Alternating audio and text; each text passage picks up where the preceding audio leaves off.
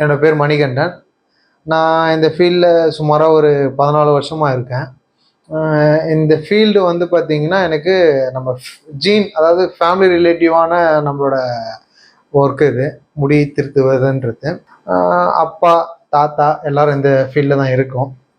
அதனால் இதை பற்றி வந்து பார்த்தீங்கன்னா, பெருசாக தெரியலனாலும் ஓரளவுக்கு எனக்கு தெரியும். அதை பற்றி உங்களுக்கு நான் சொல்கிறேன். செல்ஃப் ஷேவ் பண்ணுறதுன்றது வந்து பார்த்தீங்கன்னா, ஃபஸ்ட்டு வந்து செல்ஃப் ஷேவ் யார் பண்ணுவான்றத சொல்லிடுறேன். செல்ஃப் ஷேவ் யார் பண்ணக்கூடாதுன்றத சொல்லிடுறேன். செல்ஃப் ஷேவ் பண்ணுறவங்க வந்து பார்த்தீங்கன்னா, ஃபஸ்ட்டு பண்ணது யாருன்னு பார்த்தீங்கன்னா, ஆர்மிஸ் மட்டும்தான். ஏன்னா ஆர்மிஸ் வந்து பார்த்தீங்கன்னா, ரூமிங் வைஸில் வந்து ரொம்ப நீட்டாக இருக்கணும்.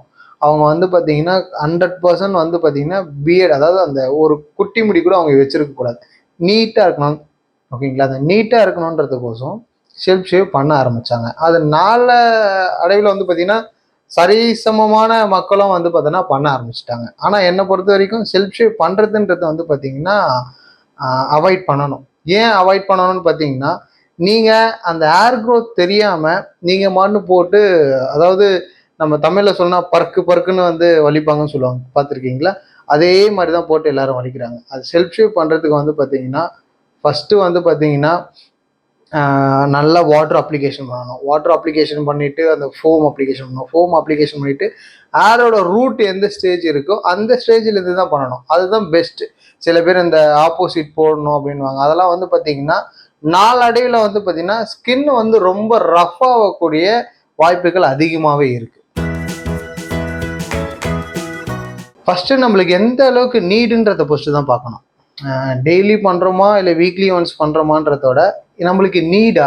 இப்போ வந்து ஒருத்தர் ஷேவ் பண்ணுறாரு அப்படின்னா, ஒருத்தர் கவர்மெண்ட் ஜாப்ல இருக்கணும், இல்லை ஆர்மியில் இருக்கணும், இல்லை போலீஸாக இருக்கணும். இவங்க தான் ரெகுலர் ஷேவ் பண்ணிட்டு நீட்டாக இருக்கணும்னு சொல்லிட்டு ஃபீல் பண்ணுவாங்க. ஃபீல் பண்ணுறது அவங்களோட ரூலே இதுதான். ஓகேங்களா? இதுவே வந்து பார்த்தீங்கன்னா வீக்லி ஒன்ஸ் பண்ணுறது என்னை பொறுத்த வரைக்கும் 100% பெஸ்ட்டுன்னு. ஏன் வீக்லி ஒன்ஸ் பண்ணுறது பெஸ்ட்டுன்னா, உங்கள் சருமத்தை போட்டு நீங்கள் டெய்லியும் வந்து பார்த்தீங்கன்னா அதை ரப் பண்ணிட்டே இருக்கும்போது உங்களுக்கே தெரியாதோ, நீங்கள் செல்ஃப் ஷேவ் பண்ணும்போது ஃபீல் பண்ணியிருப்பீங்க. ஒரு மாதிரி முடி புல் பண்ணிட்டு வந்துட்டு ஒரு மாதிரி பிளட்டு அந்த அந்த ஃபோர்ஸ்லேருந்து வெளியே வரும். அந்த மாதிரி ஆக ஒரு நாளைக்கு பண்ணும்போது ஓகே, 2 நாளைக்கு பண்ணும்போது ஓகே, 3ஆம் நாள் இதே ரெகுலராக ஒரு 3 மாதம் கழிச்சு உங்கள் ஸ்கின்னை டச் பண்ணும்போது ரொம்ப ஹார்டன் ஆகிடும். அது உங்களுக்கு புரியுற மாதிரி சொன்னால், நம்ம உட்காரும் போது சப்பலங்கள் போட்டு உட்காருவோம். அந்த இடத்துல அந்த கணு இடத்துல மட்டும் எல்லா ஸ்கின்னோட அந்த ஸ்கின்னு மட்டும் ரொம்ப ரஃபாகவும் ரொம்ப ஹார்டாகவும் இருக்கும். நீங்கள் ஃபீல் பண்ணியிருப்பீங்கன்னு நினைக்கிறேன். அதே மாதிரி இந்த முட்டி பகுதியில் வந்து பார்த்தீங்கன்னா ஹார்டாகவும் ரஃபாக இருக்கும். ஏன்னா நம்ம எப்பவுமே வந்து பார்த்தீங்கன்னா இதில் தான் ஊனிட்டோ இல்லை எழுந்துக்கிறதோ அந்த மாதிரி கொடுக்கறதுனால இந்த இடத்துல ரொம்ப ரஃப் ஆகும். இதே கான்செப்ட் தான் இந்த ஃபேஸில் வருது. சில பேருக்கு இந்த பர்டிகுலர் பார்ட் மட்டும் டேனாக இருக்கும். கழுத்து பகுதியில் வந்து ரொம்ப டேனாக இருக்கும். இதெல்லாம் ரீசன் இதுதான். அவங்க ஸ்கின் கேரும் பண்ண மாட்டாங்க. இதுவும் மீன்ஸ் இந்த ரெகுலர் ஷேவும் பண்ணுறதுனால நாள அடைவில் வந்து பார்த்தீங்கன்னா அவங்களோட ஹேரும் சரி, அவங்களோட ஸ்கின்னும் சரி ரொம்ப ரஃப் ஆகிடும். என்னை பொறுத்த வரைக்கும் வீக்லி ஒன்ஸ் ஷேவ் பண்ணுறது பெஸ்ட்டு. அதுவும் இல்லாமல் இப்போதான் டெக்னாலஜி வைஸ் நிறைய வந்துருச்சு. ஜீரோ ட்ரிம்னு சொல்லிட்டு வந்திருக்கு. அது ஜீரோ ட்ரிம் பண்ணுறது இன்னும் ஸ்கின்னை வந்து பார்த்தீங்கன்னா ப்ரொடெக்ட் பண்ணுறது பெட்டராக இருக்கும். மந்த்லி 2 டைம்ஸ் பண்ணிக்கலாம், இல்லை 4 டைம்ஸ் பண்ணிக்கலாம் ஷேவ். டெய்லி ஷேவ் பண்ணுறவங்க யாருன்னு பார்த்தீங்கன்னா, ஃபர்ஸ்ட் வந்து ஆர்மிக்கு அடுத்தது வந்து பார்த்தீங்கன்னா போலீஸ்க்கு அடுத்தது வந்து பார்த்தீங்கன்னா டாக்டர்ஸும், சில டாக்டர்ஸும் நீட்டாக இருக்கணும்னு சொல்லிட்டு ஷேவ் பண்ணுறாங்க. டாக்டர்ஸை வந்து அவங்களுக்கு ஆல்ரெடி ஸ்கின்னை பற்றி தெரிஞ்சதுனால அவங்கள பற்றி பேச வேண்டாம். இந்த முக்கியத்துறையே வந்து பார்த்தீங்கன்னா போலீஸும் சரி அண்ட் ஆர்மியும் சரி, இவங்களுக்குலாம் வந்து பார்த்தீங்கன்னா இருக்கிற கிளைமேட்டை பொறுத்து. இப்போ வந்து பார்த்தீங்கன்னா ரொம்ப சம்மராக இருக்காங்க அப்படின்னா அவங்க சுரிஞ்சாவே ஸ்கின்லாம் ரொம்ப கிராச்சஸாக மாறிடும். அவங்களுக்கு என்ன மெயின்டைன் பண்ணலான்னு பார்த்தீங்கன்னா, டெய்லியும் கிளென்ஸ். நீங்கள் நிறைய சூப்பர் மார்ட்டில் வாங்கி வச்சுருக்காங்க.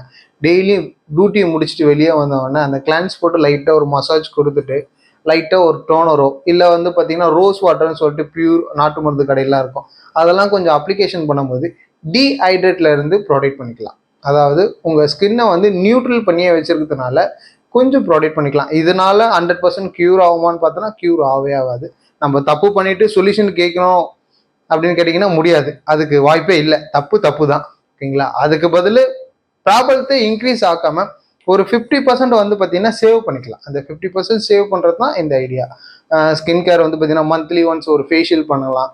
உங்களால் ஃபேஷியல் பண்ண முடியல, நான் வீட்லேயே வந்து பார்த்தீங்கன்னா ஸ்கின் கேர் பண்ணிக்கலாம் அப்படின்னு சொல்கிறதுனா, ஒரு பால், தயிர் நிறைய இருக்குது, இந்த வேப்பிலை இதெல்லாம் அரைச்சி வந்து பார்த்தீங்கன்னா சும்மா ஒரு பேக் மாதிரி போடும் போது கொஞ்சம் பெட்டராக இருக்கும். நீங்கள் டெய்லியும் ஷேவ் பண்ணுறீங்க அப்படின்னா பெருசாக கேர் பண்ணணும்னு அவசியமே கிடையாது. சன்ஸ்க்ரீன் யூஸ் பண்ணுங்கள் ரெகுலராக.